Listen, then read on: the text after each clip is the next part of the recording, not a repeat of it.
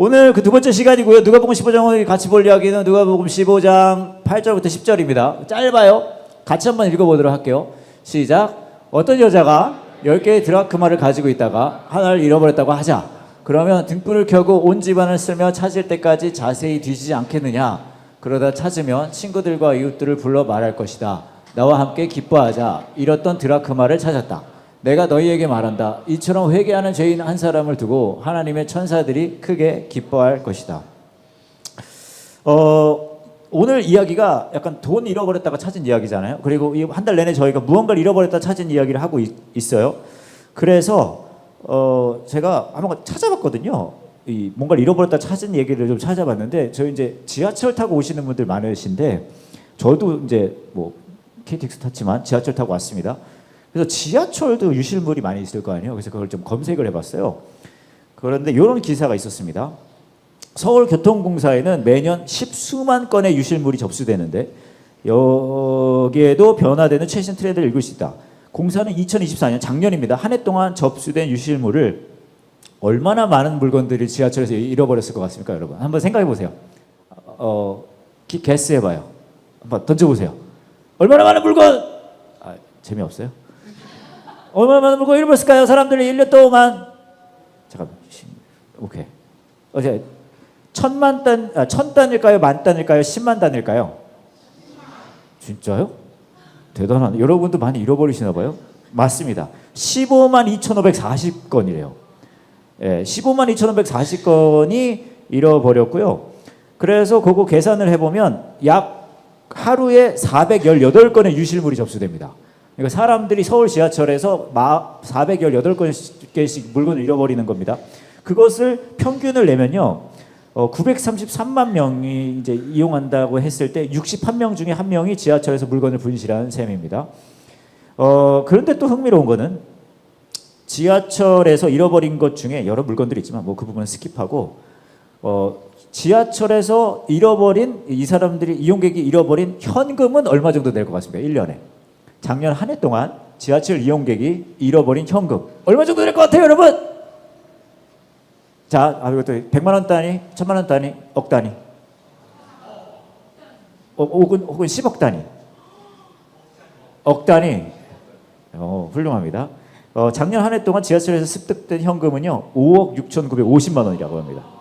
이거 대단하지 않습니까? 여러분 요즘 현금 안 갖고 다니잖아요. 그럼에도 불구하고 거의 이 5억 7천만 원 정도를 사람들이 작년 한 해 동안 잃어버렸어요. 놀라운 건 말입니다. 대한민국이 놀라운 나라는 건요, 그 중에서 4억 3,950만 원이 본인한테 돌아갔어요. 대단한 나라 아닙니까? 이 나라. 여러분 현금엔 이름이 써있지 않아요. 그런데 이 나라는요 5억 7천만 원을 잃어버렸는데 그 중에 77.2%인 4억 4천만 원이 주인한테 돌아갔다는 거예요.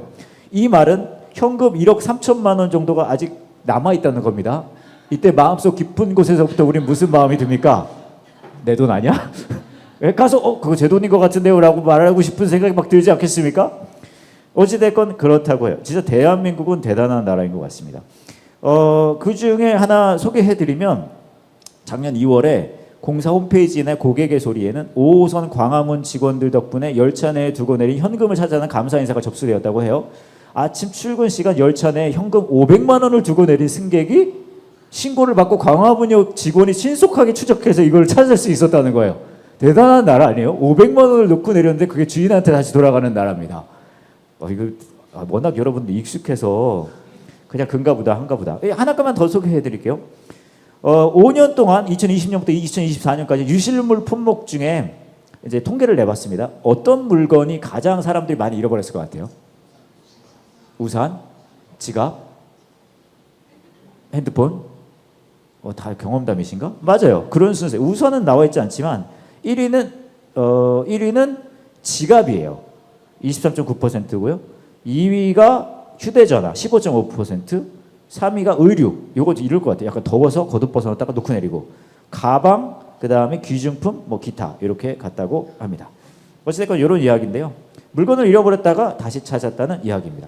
오늘 저와 여러분이 읽은 이 이야기가, 성경의 이야기도 돈 잃어버렸다가 다시 찾은 이야기입니다. 아마 교회 오래 다니신 분들 들어보셨을 거예요.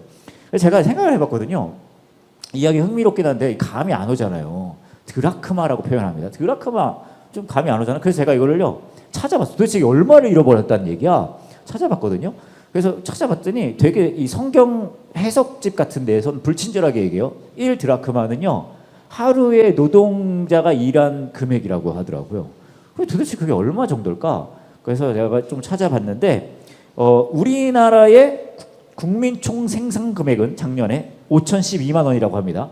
그것을 평균 근무일수 대략 240일로 나누면 하루에 대한민국 국민이 평균 21만 원 정도를 번다고 해요.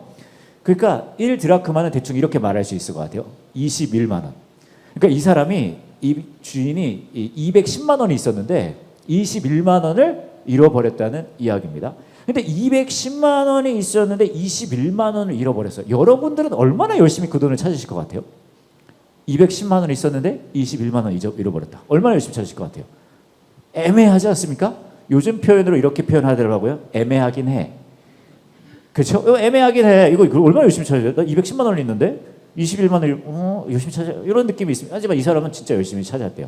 근데 사실 이 이야기는 그냥 돈에 대한 이야기가 아니라 어쩌면 우리 삶에 대한 이야기이기도 해요. 무슨 말이냐면 내 삶에 매겨지는 어떤 값어치에 대한 이야기입니다. 왜냐하면 저와 여러분은요, 우리가 주어진 삶 속에서 세상에서 나에게 매겨지는 그 값어치, 그 가격으로 때문에 되게 열심히 살거든요. 그게 뭐 연봉이 될 수도 있고, 뭐 집이 될 수도 있고, 부동산이 될 수도 있고, 차가 될 수도 있고, 혹은 자녀들이 가질 수 있는 뭐 여러 가지가 될 수 있고, 나에게 매겨지는 어떤 값어치 때문에 그걸 열심히 올려보려고 애를 쓰고 떨어질까봐 무서워하고, 그러면 그걸로 막 걱정하고 힘들어하고 삶이 그래요. 막 불확실하고. 그래서 그것 때문에 마음이 어려울 때가 대부분입니다. 어쩌면 오늘 오신 여러분들도 최근에 어떤 고민이 있으십니까? 라면 아마 그 마음이 있을 수 있어요. 나에게 매겨지는 값어치에 대한 이야기요. 그거 안 되면 되게 마음 상하거든요. 저는 되게 뭐라 그럴까 미니멀리스트예요. 되게 작은 소유로만 잘 사는 사람이거든요. 무력이 별로 없습니다. 무력 별로 없고 되게 최소의 소유로만 살려고 해서 무력도 없고 식욕도 별로 없습니다. 보면 이게 무엇일 거 아니에요. 무력도 별로 없고 식욕도 별로 없고 막 그래요. 그래서 제가 어떤 생각을 했었냐 하면 제가 저희 업계로 들어올 때 그런 생각을 했어요. 난 적임자가 아닐까? 왜냐면 제가 거룩한 사람이어서가 아니라 제가 우리 업계는요 돈 벌려고 온 사람은 별로 없어요. 예? 뭐 몇몇 여기까지만 얘기해요. 조심히 하시고 조심히 하시. 자, 어찌됐건 기본적으로 우리 업계에 돈 벌려고 들어온 사람은 없습니다. 저는 그런 생각했어요. 나는 무력도 없고 이렇게 막 소유욕도 없고 하니까 주어진 것만 갖고 그냥 초소하게 사는 거 되게 좋아하거든요. 막 물건 많아지면 막 힘들어하고 그래요. 그래서 누가 막 집 좋다, 차 좋다 하면 그러고 신경 안 쓰거든요. 괜찮다고 생각했어요. 그래 막상 해보니까 나쁘지 않아요. 그래 행복하게 살았어요. 쭉쭉쭉. 근데 어떤 일이 벌어졌냐 하면 제 동생이 미국에 살고 있는데 저의 동생 집에 갔었거든요. 근데 제 동생이 집을 새로 샀어요. 갔습니다. 집 구경하러 갔어요. 근데 보니까 그냥 새 집이에요. 좋은 집이긴 합니다. 큰 집이고 예쁜 집이고 새 집이에요. 미국에 있는. 근데 뭐 그런가 보다. 별로 저한테는 괜찮아요.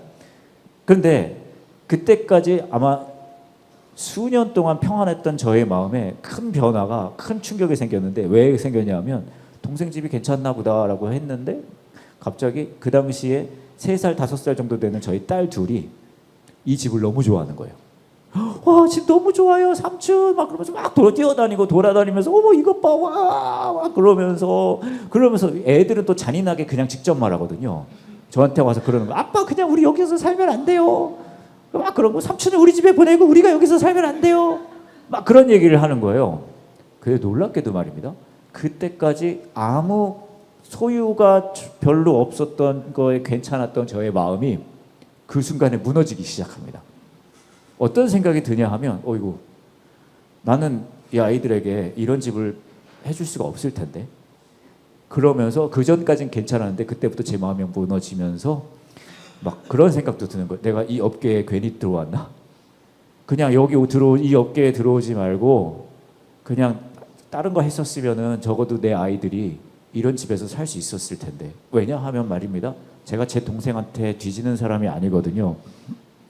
근데 그 당시에는, 그 시점에는 제 동생에 비해서 내가 너무나 초라해 보이고 너무 작아 보이는 거예요. 왜 그런지 아세요? 그 순간에 어떤 일이 벌어졌냐 하면, 그 전까지는 내 사에게 매겨지는 가치가 괜찮았다고 생각했는데, 그 순간에 내가 값어치가 낮아진, 아빠로서의 내 값어치가 훼손된 느낌을 받는 거예요. 그때부터 제 마음이 무너지는 거죠. 여러분도 그런 마음 있으실 거예요. 여러분 삶 속에 내 삶에서 나에게 값어치, 세상에서 나에게 매겨지는 그 값어치가 훼손될까 봐, 그리고 더 나아가서 사랑하는 사람 누군가를 향한 나의 값어치가 훼손될까 봐, 그래서 우리는 힘들고 어렵고 두렵고 불안합니다. 그렇게 저와 여러분은 그렇게 살아요. 아빠로서의 값어치가 떨어졌을 때, 엄마로서의 값어치가 떨어졌을 때, 가장으로서의, 아들로서의, 딸로서의, 내가 있는 직장으로 인해서의 나의 값어치가 떨어지는 거가 너무 고통스럽고 힘들어요. 생각해보세요. 그러면 우리가 그것 때문에 그렇게 아둥바둥 사는데, 그 나의 매겨지는 값어치가 올라가면 그럼 괜찮아질까요? 내가 사업가로서 값어치가 올라가고 아빠로서 값어치 올라가고 세상에서 나에게 매겨지는 가치가 막 올라가면 내 삶이 진짜 후루루 릴루 그렇게 될까요? 제가 대학생 때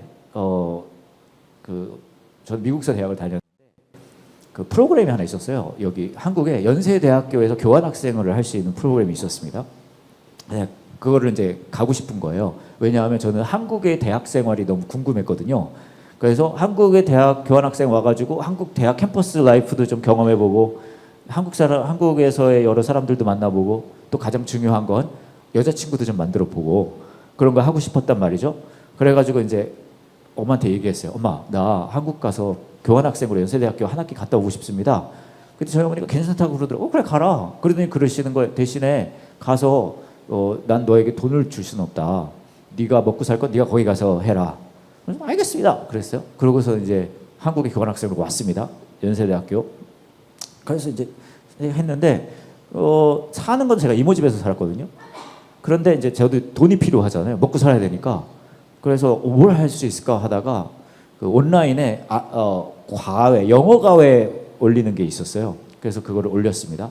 이제 제 거 막 해가지고 딱 올려가지고 이제 기다리고 있는데 아무도 연락을 안 주는 거예요. 그래서 돈은 없고 막 너무 힘들었어요. 막 빈곤하고 막 나무 껍질 걷고 막 먹고 막 나가서 토끼 사냥하고 그랬어요. 막 어렵고 힘들고 막 굶주리고 막 그러고 하지만 제가 뭐라 그랬어요? 저는 미니멀리스트라서 괜찮았어요. 그러고 살고 있었는데, 그래도 거의 죽어가기 직전에 어떤 엄마한테 연락이 온 거예요. 그러더니 과외 선생님이시냐? 맞습니다. 그때 자기 애들 영어 가르쳐 달라 그러더라고요. 그래서 이제 갔습니다. 어디였냐 하면 거기가, 들어보신 적 있으신지 모르겠는데 대치동이었어요. 들어보셨어요? 대치동.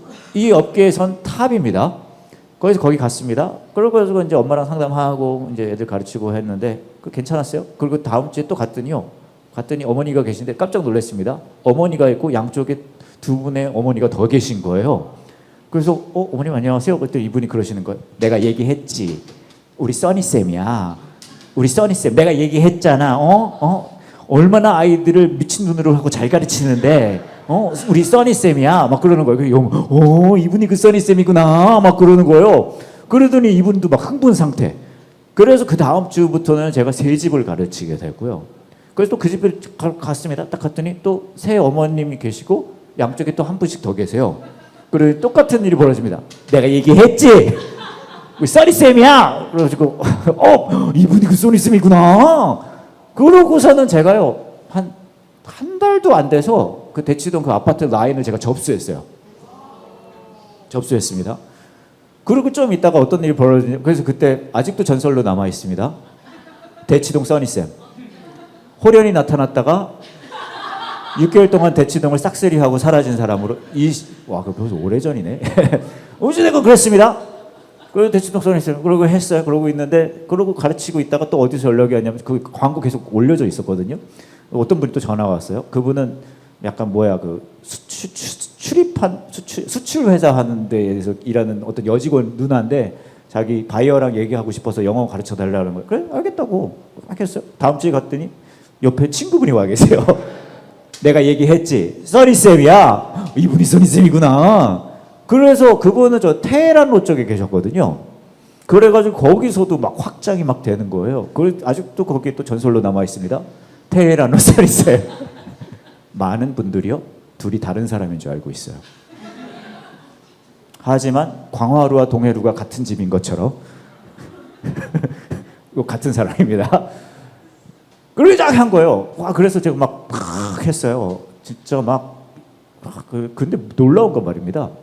미친 듯이 그래서 제가 아이들 영어 가르치는 걸 막 계속 하고 있었거든요. 일주일 일정이 다 그걸로 채워져요. 근데 제가 한국에 왜 왔다 그랬죠? 여자친구 만들러 왔잖아요. 그리고 한국 캠퍼스의 삶을 경험하려고. 그런 거 없어요.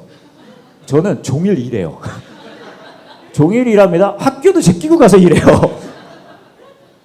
맨날 영어 가르치는 거 일만 하는 거예요. 그러다가 현타가 왔어요. 내가 도대체 여기서 뭐 하고 있는 거지?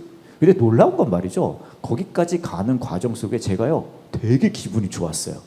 왜냐하면 대치동 써니쌤이야. 그러니까 막 늘어나고 잘 되고 엄마들이 알아주고 막 그러고 막 테헤란로에서도 그러고 막 그러니까 내 기분이 막 좋아지는 거예요. 잘 되니까. 그러다가 어느 날 현타가 온 거죠. 나는 누군가? 여긴 어딘가? 어느 날도 막 정신없이 애들한테 영어를 가르치고 있다가 넌 뭐 하고 있는 거야 지금? 그런 상황이 왔어요. 근데 이게 저만의 이야기는 아닐 거예요. 여러분도 비슷합니다.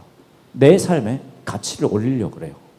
그럴 거예요. 뭐 그게 직장이 되든 가정이 되든 내가 세상에 볼 때, 내 누군가 볼 때 내 가치가 올라가기를 원해요. 아둥바둥 그거 하려고 열심히 삽니다. 그러다가 탁 오는 거예요. 이게 진짜 전부인가? 이게 진짜 내 삶의 모든 건가? 근데 이 현타가 진짜 세게 올 때가 언제였냐 하면요, 제가 그렇게 하고 나서 이제 미국에 갈 때가 된 거예요. 그때 여러분 들어보셨는지 모르겠지만 대치동이 다 울었어요. 테헤란로랑 같이 손잡고. 여튼 그러고 이제 미국에 다시 갔습니다. 미국 집에 갔는데 돈 많이 벌었어요 그때. 그랬더니 저희 어머니가 저한테 그러는, 왜 이 얘기를 저한테 하셨는지 모르겠는데 저희 이모도 미국 살았거든요. 그랬더니 자꾸 저한테 그러는, 야 써니야, 얼마 전에 언니 집을 갔다 왔는데 언니 집에 한국에서 사온 김치 냉장고가 있더라. 와, 근데 그거 왜 이렇게 좋니? 그러는 거예요. 알겠어요. 근데 계속 얘기해요. 야, 언니네 집에 갔는데 야, 김치 냉장고가 너무너무 좋은 거야. 네, 언니네 밥을 먹었거든. 근데 야, 김치 냉장고를 딱 열었는데 김치들이 그 안에서 숨을 쉬고 있다. 너 김치 숨 쉬는 소리 들어봤니? 이러는 거야. 그거 왜 나한테 얘기하지? 근데 말이야, 김치를 언니가 이렇게 해서 딱 해서 쫙 쏘는데 삭삭삭삭 소리가 나. 그러더니 김치를 나한테 딱 주는데, 야, 나 처음 봤다. 김치가 나한테 말을 거는 거야. 와, 얼마나 그렇게 감동이 되는지 모르겠다. 야, 그런데 야, 너네 사촌 형 있잖아, 그 의사.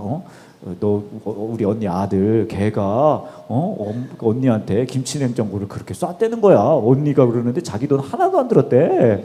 와, 그런데 와, 너무 좋아 보이더라. 이 얘기를 막 3박 4일로 하시는 거예요. 결국 그 당시에 미국에서 김치 냉장고 진짜 비쌌거든요. 결국 제가 한국에서 번 모든 돈은 가지고 저희 어머니가 김치 냉장고를 사셨습니다. 그래서 내가 알았어요. 이게 약간 그 60년대, 70년대 중동 갔던 분들의 마음인가? 베트남 전쟁 갔다 오신 분들의 마음이 이거 아닌가? 그 김치 냉장고가요, 아직도 저희 집에, 미국 집에 있어요. 저는 그걸 볼 때마다 마음속에 그런 생각이 들어요. 이거는 나의 청춘이다. 그게 제 청춘이에요. 보세요. 내 가치를 올리려고 그렇게 행복하고 즐거웠지만 결국은 뭐가 와요? 이게 도대체 뭐지? 내가 이러려고 사는 사람인가? 그리고 더 슬픈 건 뭐냐 하면 그 애씀과 나의 가치 올림이 김치 냉장고 따위로 집안에서 차지하고 있을 때 그때의 그 허무함이 몰려오는 거죠. 저와 여러분의 삶이 그래요. 여러분의 삶 속에도 그 몸부림이 있었을 거예요. 직장에서, 가정에서 내 가치를 올리려고 아둥바둥합니다. 그렇게 바둑바둑 사는데 정말 이게 나에게 전부인가? 이게 진짜 나에게 매겨지는 이 가치가 내 삶의 전부인가라는 생각이 들 수밖에 없어요. 그럼 오늘 이야기를 보면 한 드라크마를 잃어버렸다. 10개 있는데 아까 제가 얼마라 그랬죠? 210만 원 중에 21만 원을 잃어버렸습니다. 그럼 이거 애매하긴 해. 이거 찾아야 돼요? 말아야 돼요? 그런 생각이 듭니다. 근데 이분은요, 열심히 찾아요. 왜 열심히 찾는지 아세요? 203만 원 중에 21만 원 정도는 뭐 그럴 수도 있고 그냥 포기할 수도 있지 않나? 찾아야 되나? 이런 느낌이 있지만 이분은 찾을 때까지 찾는다고 합니다. 왜 그런 줄 아세요? 21만 원이든 2만 1천 원이든 210만 원이든 상관없어요. 이분은 악착같이 이 돈을 찾습니다. 이유는요, 내 돈이니까. 내 돈이니까 찾는 거예요. 마찬가지 이야기를 예수님이 저와 여러분에게 하시는 거예요. 우리는 우리 삶의 가치를 올리려고 해요. 내가 충분히 예수님이 찾을 만한 그 정도의 가치, 어쩌면 내 삶이 어느 정도 가치 있어야 되지 않아? 그래서 내가 최대 21만 원보다 더 올리고 하려고 하죠. 근데 여기서 무슨 얘기를 하고 있는 거예요? 너가 열심히 너의 삶의 가치에 대해서 이야기한다 그래도 너의 진짜 가치는 세상에서 너에게 매긴 그 금액에서 그 가치에서 오는 거 아니야. 대신에 너는 내 거라는 게 너의 가치야. 크리스찬의 삶은요, 저와 여러분이 열심히 해가지고 막 우리 삶의 값어치를 세상에서 올리는 거, 그래서 막 올라가는 게 크리스찬의 삶이면 너무 좋겠죠. 물론 그런 경우가 있습니다. 없다는 거 아니에요. 근데 많은 임상 실험을 해본 결과 다 가치가 올라가진 않더라고요. 많은 분들이 빨간색인 경우가 있습니다. 그럼 뭐가 다릅니까? 뭐가 다르냐 하면요, 저와 여러분의 삶 속에서 내 가치를 막 올리는 그 세상의 가치가 내가 아니라 하나님에게 내가 그분의 내 거라는 것이 내 가치라는 걸 실감하는 사람들이라는 거죠. 그걸로 사는 거예요. 수년 전에 있었던 일인데요. 제가 몇 번 말씀드린 적은 있는데 저희 집이 이사를 가야 될 때가 있었어요. 근데 돈이 하나도 없었습니다. 돈이 하나도 없는데 이사를 가야 되잖아요. 근데 그 상황 속에서 어떻게 해야 되지 막 그러고 있었어요. 그런데 이제 이사 날짜는 다가오고 돈은 없고 저희 와이프는 이제 저한테 그 얘기를 하는 거예요. 어떡할 거냐. 이분들 이제 현금으로 드려야 되잖아요. 저도 막 괜찮을 거야 라고 말은 했지만 돈은 없습니다. 그러다가 어떻게 할까 하다가 뭘 했냐면 그 라디오 쇼 중에 컬투쇼라고 있어요. 혹시 들어보셨어요? 컬투쇼에 제가 거기가 그 뭘 하냐 하면 사연을 받아서 그거를 선정해서 방송하면 되게 상품을 빵빵하게 줘요. 백화점 상품권 30만 원짜리 주거든요. 그래서 이제 뭘 생각을 했냐 하면 내가 사연을 보내서 그게 당첨이 되면 백화점 상품권을 받아서 그걸 현금화해서 그걸로 이사를 가자. 이런 멋진 계획을 세운 거예요. 될 것 같잖아요. 그죠? 그만큼 제가 돈이 없었어요. 돈 나올 데가 없고. 그래가지고 그걸 했습니다. 사연을 써가지고 여러분 기도하는 마음으로 했어요. 영적인 모든 능력을 쏟아 부었습니다. 갈아 넣었어요. 그래서 사연을 해가지고 보냈습니다. 맨날 그걸 기다리고 있습니다. 이거 방송되면 이제 그 돈으로 가자. 맨날 컬투쇼 듣고 있어요. 방송 됐을까요? 안 됐을까요? 안 됐죠. 인생은 실전입니다. 그딴 계획이 될 리가 없죠. 그래서 어떡하지 그러고 있었는데 놀라운 일이 발생했는 게 그 시점에서 몇 개월 전에 제가 어느 대학 채플에 가서 설교를 한 적이 있어요. 근데 그 학교에서 저한테 이제 사례비라고 하죠. 그 돈을 주지 않은 거예요. 다시 말씀드리지만 저는 미니멀리스트입니다. 잊어버리고 있었어요. 물질에 관심이 별로 없어요. 근데 6개월 정도 몇 개월이 지나고 나서 이사 가기 3일 전에 저희 와이프가 이유도 없이 통장을 또 뒤져보고 있는 거예요. 어딘가 돈이 있어야 되지 않을까? 놀랍게도 말입니다. 그 학교에서요. 이제 어떻게 가는지 아시겠죠? 그 학교에서 이사 가기 3일 전에 이사 가기에 딱 필요한 금액을 입금해 준 거예요. 이런 일을 경험하면 저와 여러분같이 신앙을 가진 사람들은 어떤 고백이 나옵니까? 그렇죠. 우리 지혜님 할렐루야 하시잖아요. 저는 이런 고백이 나올 수밖에 없어요. 하나님 도대체 일을 왜 이따위로 하십니까? 아니 어차피 줄 거면 일찍 주면 얼마나 좋아요.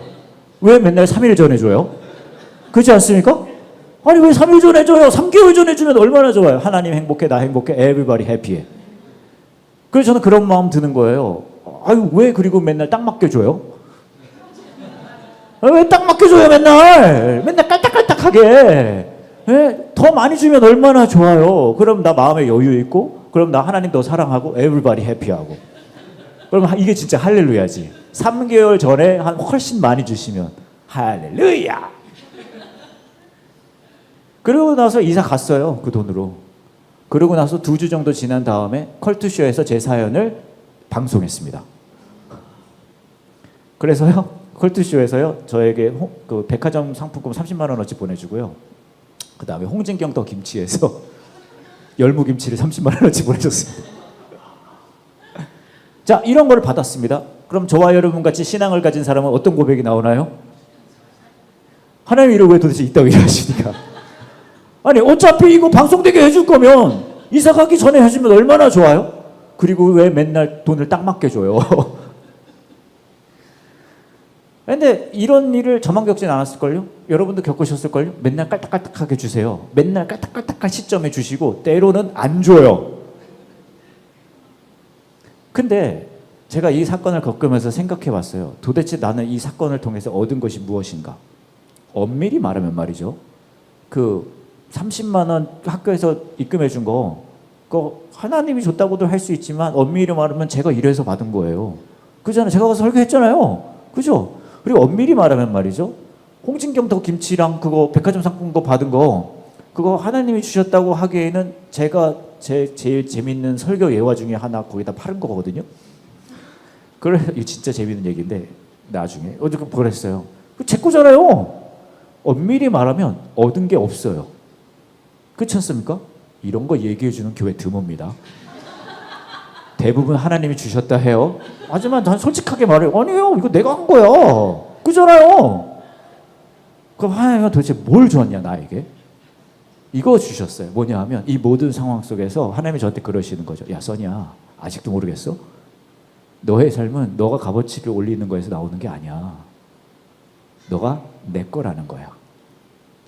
처음부터 끝까지 악랄하게 하나님이 그 얘기를 하시는 거예요. 너는 내 거야. 크리스천 삶이 그래요. 저는 여러분 제가 받은 똑같은 복을 여러분이 받기를 원합니다. 깔딱깔딱하게 받으시길 원해요. 네? 맨날 아슬아슬하게 받으시기를 원해. 저만 그럴 수 없잖아요. 억울하잖아요. 그런 복이 여러분에게 있을지어다. 대신 여러분 이제 아시겠죠? 왜 이 교회가 자꾸 사람이 비는지. 여러분 아실 거예요. 왜 여기 교회는 분위기도 좋고 다 좋은데 왜 자꾸 사람이 줄지? 이런 얘기 해서 그래요. 하지만 그 깔딱깔딱함과 아슬아슬함 속에서 너의 가치는 그 풍성함에서 오는 게 아니라 너가 내 거라는 거에서 오는 거야라는 것을 여러분 원치 않을 정도로 경험하게 되실 거예요. 왜냐하면 그게 크리스찬의 삶이에요. 내 상황이 풍성하든 빈곤하든 세상에 보는 나의 값어치가 높든 작든 내가 받아들이기 어려울 정도로 내가 보는 나의 값어치가 형편없다 하더라도 나의 진짜 값어치는 내가 하나님 거라는 거에서 오지. 그것을 믿는 말도 안 되는 사람들이 크리스찬이거든요. 그럼 여러분 생각하세요. 이거 어떻게 믿어? 역시 오늘도 괜히 왔어. 이런 얘기 들을 줄 알았어. 내가 나에게 매겨지는 그 값어치가 형편없이 낮아질 때 아빠로서 엄마로서 내가 있는 커리어에서 그 비참한 마음을 나에게 그 값어치가 비참하게 매겨지는 그 마음을 예수님은 알기는 아십니까? 그런 마음 있을 수 있잖아요. 하지만 예수님은 아십니다. 마가복음을 보면 이런 이야기가 나와요. 마가복음 맞죠? 마태복음을 보면 이런 얘기가 나와요.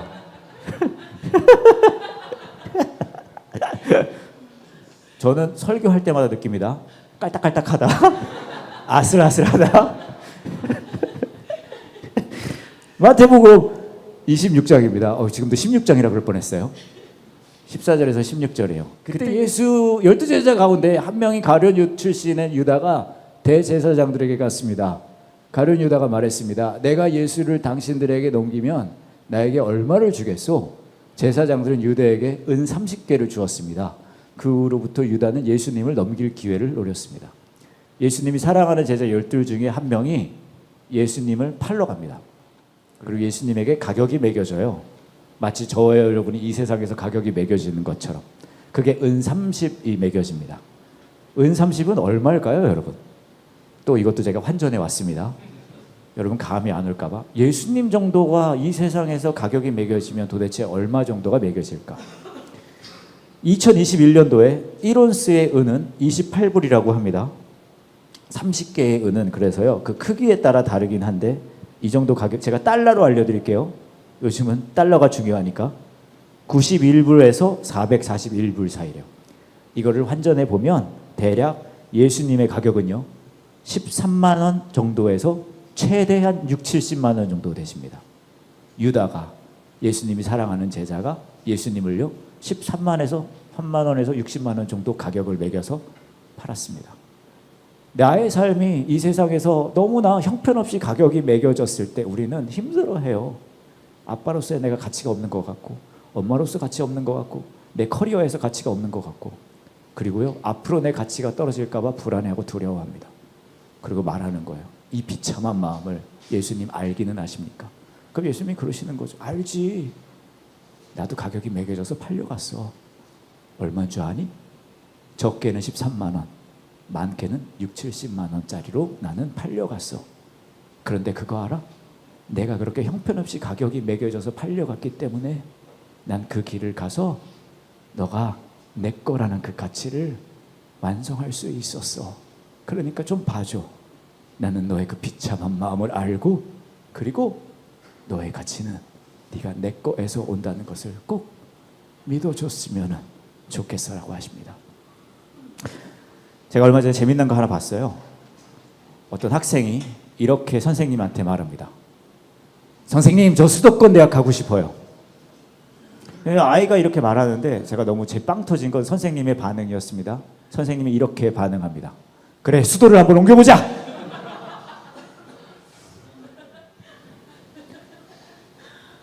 저는 이 그림을 보고, 이 짤을 보고, 와, 이거 진짜 복음적이라고 생각했어요. 이 아이가 와서 말하는 거예요. 선생님, 저 수도권 대학 가고 싶어요. 나의 가치를 올리고 싶어요. 나는 내가 이 정도 가치라는 걸 받아들일 수가 없어요. 내 가치를 올려주세요, 선생님 하는 거예요. 그러니까 선생님이 말하는 거죠. 그건 어렵겠다. 너의 가치를 옮기는 거 매우 쉽지 않을 것 같다. 너는 그거 해낼 수 없을 것 같아. 근데 그걸 포기하지 않죠. 뭐라고 하시는 거예요? 네가 너의 가치를 올려서 수도권 대학을 가는 건 불가능하니까 수도권을 옮기자. 왜냐하면 그만큼 내가 너의 가치를 올리고 싶어. 수도를 옮길 정도의 사랑을 이 선생님이 보여주신 겁니다. 십자가의 사랑이 그래요. 우리는 예수님한테 끊임없이 말해요. 내 가치를 올려주세요. 내 가치 좀 올려주세요. 커리어에서 내 가치, 아빠로서의 가치, 가장으로서의 가치, 엄마로서의 가치, 아들로서의 가치, 딸로서의 가치를 올려주세요. 아등바등 그걸 얘기합니다. 그때 예수님께서 그러시죠. 그럼 수도를 옮겨보자. 수도를 옮기는 것보다 더 대단한 거 하셨죠. 뭐예요? 하나님께서 이 땅에 인간의 몸으로 오셔서 그분이 수치당하고 고통당하고 찢기시면서 죽어가는 걸 마다하지 않으셔서 말씀하시는 거예요. 너가 너 스스로의 가치를 올리는 건 불가능하지만 내가 모든 것을 내어주면서까지 너의 진짜 가치를 입증해 볼게. 그거 믿어줬으면 좋겠다. 저는 여러분에게 침례를 드리고 싶습니다. 종교적 예식으로서 드리고 하고 싶지 않아요. 대신 제가 여러분에게 침례를 드리고 싶은 이유는 이거 한 가지입니다. 여러분에게 이 고백을 할 수 있는 기회를 드리고 싶어요. 여전히 여러분 마음속에서는 나의 가치를 올리고 싶은 마음이 있으실 거예요. 근데 물속에 들어가시면서 이 고백하시는 거예요. 내가 하나님의 내 것 된 것만으로 충분합니다. 내가 물속에 들어가시면서 내가 그 은혜에 거하는 것만으로도 충분합니다. 세상에 매겨지는 나의 가치에 상관없이 모든 것을 내어주시면서 하나님께서 나를 사랑하셨다는 그 가치만으로 충분합니다는 고백을 물속에 들어가시면서 하시는 거예요. 그리고 나오시면서 이 고백을 하시는 거죠. 이제는 다시 나에게 가격을 매기는 이 세상으로 갈 건데요. 그 예수 그리스도의 마음만큼은 갖고 갈 수 있게 도와주세요. 그 고백하실 수 있는 기회를 드리고 싶어요. 저에게 문자 주세요. 침례 라고 주시면 제가 연락드리고 다 알아서 합니다. 같이 기도할게요. 예쁜 티셔츠도 드려요. 기도할게요. 이렇게 같이 기도하실 때 여러분의 삶을, 여러분의 마음을 들여다보시는 시간 됐으면 좋겠습니다. 솔직하고 정직하게요. 여러분 아마 지금까지 열심히 아둥바둥 살아온 거 여러분이 이 세상에서의 여러분의 가치를 높이기 위해셨을 거예요. 그래서 학교를 가고, 그래서 직장을 가고, 그래서 가정에서 아둥바둥 삽니다. 가치 있는 아빠가, 가치 있는 엄마가, 가치 있는 가장이, 가치 있는 내 커리어의 구성원이 되고 싶어요. 내 가치가 떨어지는 거 원치 않아요. 그렇게 열심히 내 가치가 올라가는 것을 위해 아둥바둥 삽니다. 이 시간에 그 마음을 하나님 앞에 그대로 내어놓는 시간 됐으면 좋겠습니다. 솔직하게 말하는 시간 되시면 좋겠어요. 내 가치가 떨어지는 거 원치 않습니다. 더 올라갔으면 좋겠습니다. 하나님 올려주세요. 그렇게 솔직하게 정직하게 여러분의 그 마음을 얘기하실 때에 여러분의 마음에 이야기하시고 있는 그 하나님의 음성을 들으실 수 있는 시간 되기를 원합니다. 너 그렇게 아둥바둥 네 가치를 높이려고 애쓰는 거 알겠는데 나에게는 너 스스로 그대로면 충분한데, 너가 내 거라는 것만으로도 충분한데, 그리고 더 나아가서 네가 내 거라는 것이 네 삶의 가장 궁극의 가치가 되었으면 좋겠어. 그리고 저와 여러분을 위해 모든 것을 내어놓으신 그 십자가의 사랑을 다시 보여주실 것 같아요. 이 시간에 그 십자가의 사랑이 저와 여러분에게 다시 소망이 되고, 다시 능력이 되고, 그리고 이 세상 그 어떤 것과도 바꿀 수 없는 궁극의 가치라는 것을 다시 누릴 수 있는 이 시간 되길 원합니다. 함께 같이 기도할게요.